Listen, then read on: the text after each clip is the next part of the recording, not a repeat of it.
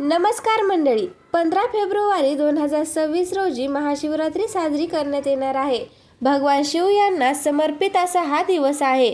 भोलेनाथांचे आशीर्वाद घेण्यासाठी सर्वात शुभ दिवस मानला जाणारा म्हणजे महाशिवरात्री लवकरच येत आहे. या दिवशी लोक भगवान शिवाची पूजा करण्यासाठी मंदिरामध्ये जातात. महाशिवरात्रीचा दिवस शिवभक्तांसाठी अत्यंत महत्त्वाचा मानला जातो. या दिवशी सर्व भक्त महादेवाची मनोभावे पूजा करून व्रत करतात. महाशिवरात्रीचं व्रत देखील महत्त्वाचं असतं. तसेच या दिवशी महादेवाकडे केलेली प्रार्थना देखील पूर्ण होते असे म्हणतात. आणि या महाशिवरात्रीच्या पवित्र दिवशी प्रत्येक आईने आपल्या मुलांसाठी हा जो एक उपाय आहे ना, तर तो आवर्जून करायचा आहे. हा उपाय आपल्याला वर्षातून फक्त एकदाच करता येणार आहे. त्यामुळे प्रत्येक आईने आपल्या मुलांसाठी हा एक उपाय आवर्जून करायचा आहे.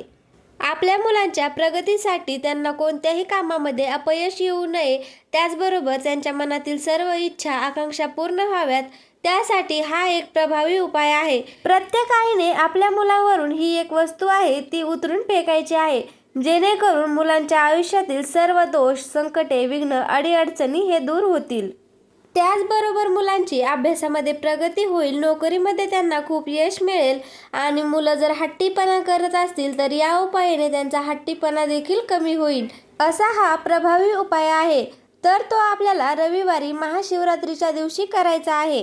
हिंदू धर्मशास्त्रानुसार महाशिवरात्री ही खूप पवित्र आणि शुभ मानली जाते आणि या महाशिवरात्री तिथीला अनन्यसाधारण असे महत्त्व आहे. या दिवशी आपण महादेवांची सेवा, उपासना, आराधना करत असतो.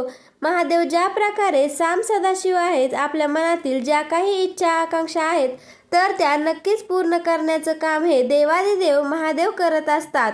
या महाशिवरात्रीच्या दिवशी पृथ्वी तलावरील ज्या काही सकारात्मक लहरी असतात, जे काही शिवतत्व असतात, तर ते रोजच्या तुलनेपेक्षा महाशिवरात्रीच्या दिवशी सहस्त्रपटीने अधिक कार्यरत असतात. म्हणून या दिवशी केलेले उपाय, काही प्रभावी सेवा या आपल्याला खूप प्रभावी ठरत असतात आणि या शिवतत्वाचा फायदा आपल्याला होत असतो. ज्या वेळेस आपण काही आपल्या मुलांसाठी हे जे काही छोटे मोठे उपाय करत असतो, सेवा करत असतो, तर त्याचा फायदा आपल्याला होत असतो. तर बघा, महाशिवरात्रीच्या दिवशी आपल्याला हा जो उपाय आहे ना, तर तो संध्याकाळी करायचा आहे. म्हणजे 5 ते 5:30च्या नंतर आपल्याला हा उपाय करायचा आहे.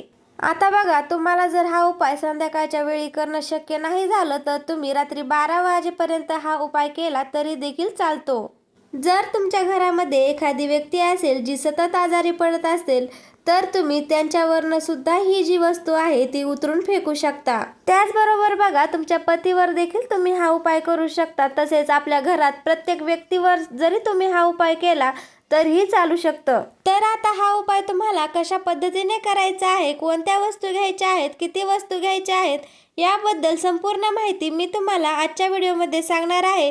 त्यापूर्वी तुम्ही आपल्या चॅनलवरती नवीन असाल तर आपल्या चॅनलला सबस्क्राईब करा आणि कमेंट्समध्ये ओम नमः शिवाय लिहायला विसरू नका. बघा, प्रत्येक आईला असं वाटत असतं की माझा मुलगा, माझी मुलगी कुठेही कोणत्याही क्षेत्रामध्ये मागे राहता कामा नये. तिला प्रत्येक क्षेत्रामध्ये यश मिळावं, मग तो व्यापार असो, व्यवसाय असो किंवा नोकरी असो किंवा मग शेती करत असेल, अभ्यास करत असेल, अशा प्रत्येक क्षेत्रामध्ये त्यांना यश मिळावं असं प्रत्येक आईला वाटतं. काही वेळेला आपली मुले खूप चिडचिडापणा करतात, तापटपणा करत असतात, मोठ्यांचं ऐकत नाहीत, आईवडिलांचं ऐकत नाहीत आणि या सर्व समस्यांना आपण सामोरे जात असतो आणि कुठेतरी आपल्याला ह्या ज्या गोष्टी आहेत त्या लक्षात देखील येत नाहीत आणि त्यामुळेच आपली देखील चिडचिड व्हायला लागते. आपण गोंधळून गेलेलो असतो की काय करावं काय नाही, आपल्याला मार्ग सुचत नाहीत.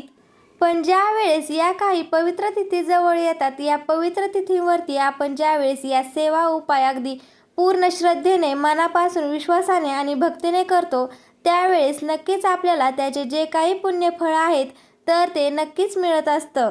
आता बघा, हा उपाय तुम्ही ज्या वेळेस करणार आहात त्यावेळेस एक गोष्ट लक्षात ठेवायची आहे. कोणतीही सेवा किंवा कोणताही उपाय तुम्ही ज्या वेळेमध्ये करता तर तो गुप्त ठेवायचा असतो.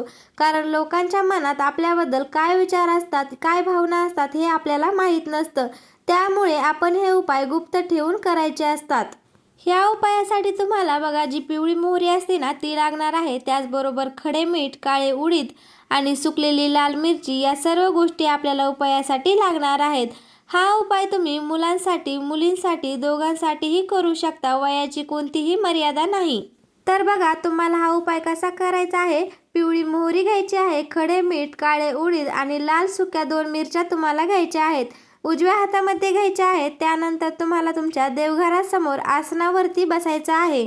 त्यानंतर आपल्या देवघरामध्ये आपण जो काही धूप लावलेला असतो तर त्याची जी रक्षा असते तर ती तुम्हाला थोडीशी घ्यायची आहे. त्यानंतर तुम्हाला एक वेळा वल्गा सुक्तम पठण करायचं आहे. हे वल्गा सुक्तम जे आहे तर ते तुम्हाला तुमच्याकडे नित्यसेवेचे पुस्तक असेल तर त्याच्यामध्ये तुम्हाला मिळून जाईल. नाहीतर मोबाईलवरती यूट्यूबला लावून तुम्ही श्रवण केलं तरीसुद्धा चालेल. आणि तुम्हाला महामृत्युंजय मंत्र म्हणायचा आहे. हा जो महामृत्युंजय मंत्र आहे तर त्याचं पठण तुम्हाला 11 वेळा करायचं आहे किंवा 21 वेळा करायचं आहे. आणि ज्यांना शक्य होईल त्यांनी आवर्जून 108 वेळा करण्याचा प्रयत्न करा. या ज्या 2 सेवा आहेत तर त्या खूप प्रभावी सेवा आहेत तर त्या तुम्हाला पठण करायच्या आहेत. वल्गा सुक्तम हे कशासाठी वापरलं जातं तर बघा नकारात्मक शक्ती, इडापिडा, वाईट बाधा, नजर दोष हे जे आहेत तर ती नष्ट होण्यासाठी आपल्याला पठण करायचं आहे. तर या ज्या 2 सेवा आहेत त्या तुम्हाला आवर्जून पठण करायच्या आहेत. त्यानंतर मुलांना खाली जमिनीवरती बसवायचं आहे. बसवल्यानंतर मुलांच्या डोक्याकडून पायापर्यंत आपल्याला 7 वेळेस तुम्हाला हे सर्व साहित्य आपल्या मुलावरून उतरून घ्यायचे आहे. ज्या प्रकारे आपलं घड्याळ फिरत असतं त्या पद्धतीने आपला जो हात आहे तो आपल्याला गोल गोल फिरवायचा आहे. आणि किती वेळेस फिरवायचा आहे तर बघा 7 वेळेस आपल्याला आपला हात फिरवायचा आहे. आणि आपला हात फिरवत असताना आपल्याला ओम नमः शिवाय किंवा श्री शिवाय नमस्तभ्य या मंत्राचं पठण करायचं आहे. त्यानंतर ही जी पिवळी मोहरी आणि खडे मीठ आहे, काळे उडीद, लाल सुक्या मिरच्या हे सर्व उतरून झाल्यानंतर आपल्याला एका मातीच्या पंथीमध्ये हे सर्व साहित्य ठेवायचं आहे. आणि वरून आपल्याला 2 कापुराच्या वड्या ठेवून ते जाळून टाकायचं आहे. हा उपाय करत असताना आपल्या मनात सकारात्मक बोलायचं आहे की माझ्या मुलाचे मुलीचे जे काही नजरबाधा आहे, सर्व दोष विघ्न आहेत तर ते संपलेले आहे अशी मनामध्ये आपल्याला भावना व्यक्त करायची आहे. मनामध्ये सकारात्मक विचार आपल्याला ठेवायचे आहेत.